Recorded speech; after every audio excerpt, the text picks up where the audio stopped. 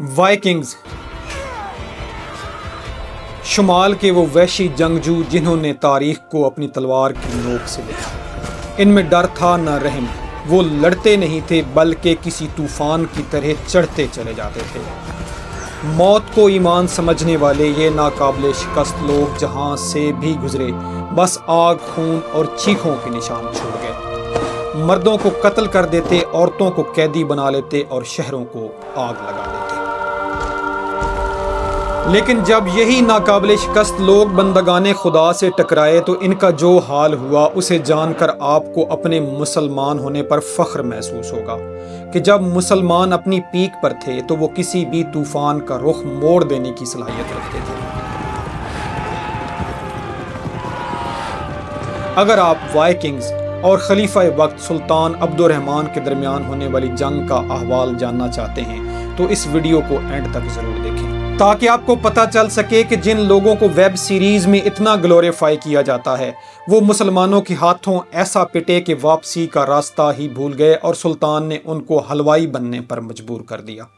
یہ سن 841 کے اوائل کا واقعہ ہے۔ ایک وائکنگ بحری بیڑا جس میں 80 جہاز اور 5000 جنگجو سوار تھے۔ ان کے ڈریگن کے سر والے جہاز ڈنمارک، ناروے اور فرانس میں تباہی مچانے کے بعد مسلم خلافت کے زیر انتظام پانیوں میں داخل ہوئے۔ اس بحری بیڑے کی قیادت بیورن آئرن سائڈ کر رہا تھا۔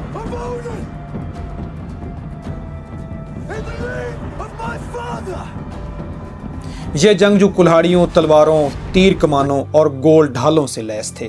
ان کا عقیدہ تھا کہ صرف بہادر جنگجو ہی وائکنگز کی جنت میں عزت کے ساتھ داخل ہو سکتے ہیں۔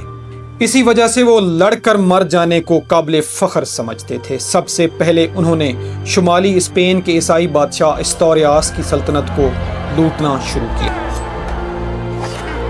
جس کے بعد وہ سلطان عبد الرحمن کے زیر انتظام اندلس کے شہروں میں داخل ہونا شروع ہوئے۔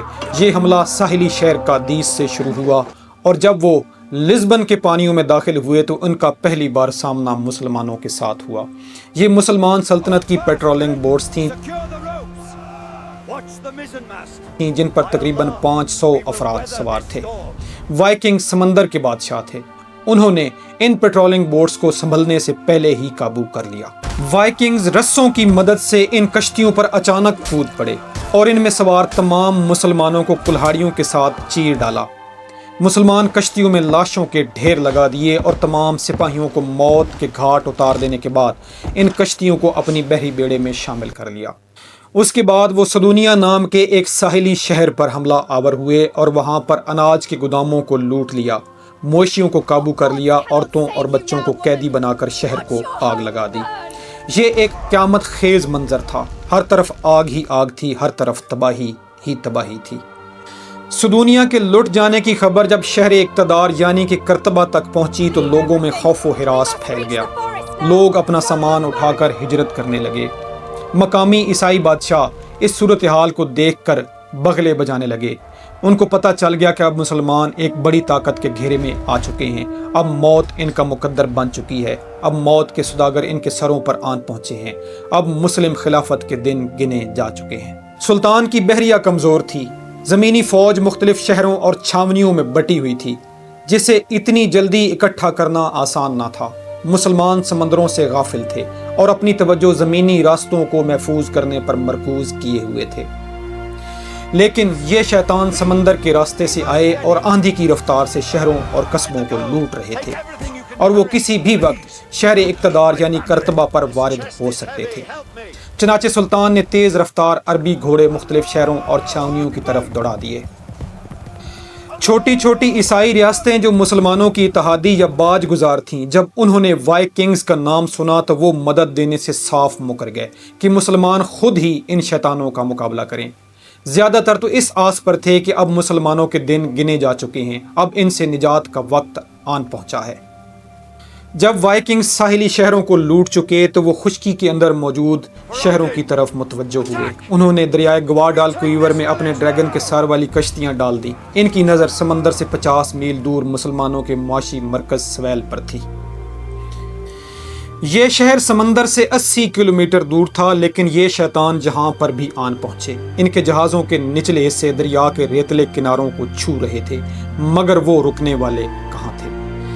ایک صبح دھند میں لپٹے جہازوں کو دیکھ کر سویل کے لوگ سمجھ گئے کہ اب ان کی باری ہے۔ لوگوں نے فرار ہونے کی کوشش کی، لیکن حملہ آوروں نے سب سے پہلے فرار کے راستے بند کر دیے اور پھر شہر کے مرکزی دروازے کے سامنے جمع ہونا شروع ہو گئے۔ اس شہر میں 500 کے قریب افراد پر مشتمل ایک حفاظتی دستہ موجود تھا، جنہوں نے ان پر تیروں کی بوچھاڑ کر دی، لیکن وہ اپنی مشہور زمانہ ڈھال کی دیوار بنا کر مرکزی دروازے کے سامنے پہنچنے میں کامیاب ہو گئے۔ مرکزی دروازے کو بھیدنے کے بعد انہوں نے شہر میں خون کے دریا بہا دیے۔ وائکنگ 7 دن تک مسلسل شہر کو لوٹتے رہے، عورتوں کی عصمت دری کرتے رہے اور بچوں کو قیدی بناتے رہے۔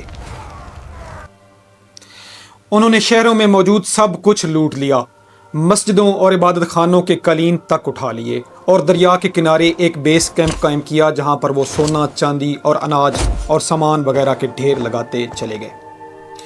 سلطان عبد الرحمن دوم، جو ابتدا میں اس جنگ کے لیے تیار نہ تھا، بڑی تیزی کے ساتھ حرکت میں آیا۔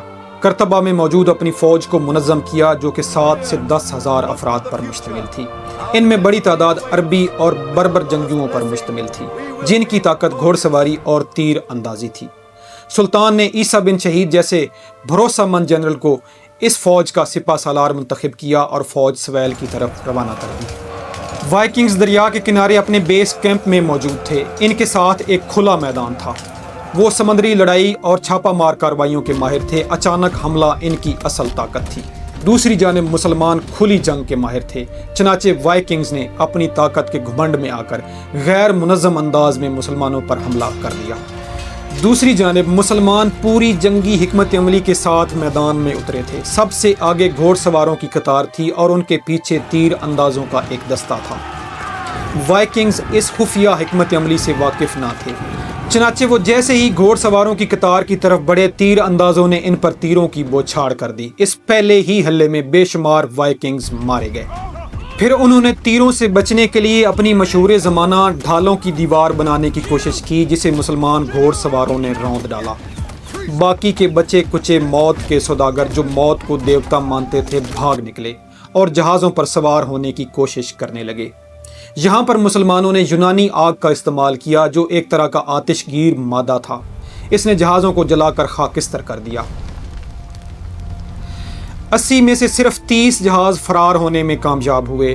1000 سے زائد جنگجو مارے گئے، ہزاروں کی تعداد میں قیدی بنا لیے گئے۔ اس کے بعد وائکنگز نے کبھی بھی سلطان کی سلطنت کی طرف رخ نہ کیا، اور جو قیدی بنا لیے گئے تھے ان کو بعد میں مسلمانوں نے آزاد تو کر دیا، لیکن وہ اپنی شکست پر اس قدر شرمندہ تھے کہ اپنے علاقوں کو واپس نہ لوٹ سکے۔ وہ کرتبہ میں ہی چھوٹے چھوٹے کاروباروں کے ساتھ منسلک ہو گئے۔ زیادہ تر نے مٹھائی کی دکانیں کھول لیں اور کہتے ہیں کہ آج بھی اسپین میں وائکنگز کی مٹھائی کی دکانیں موجود ہیں۔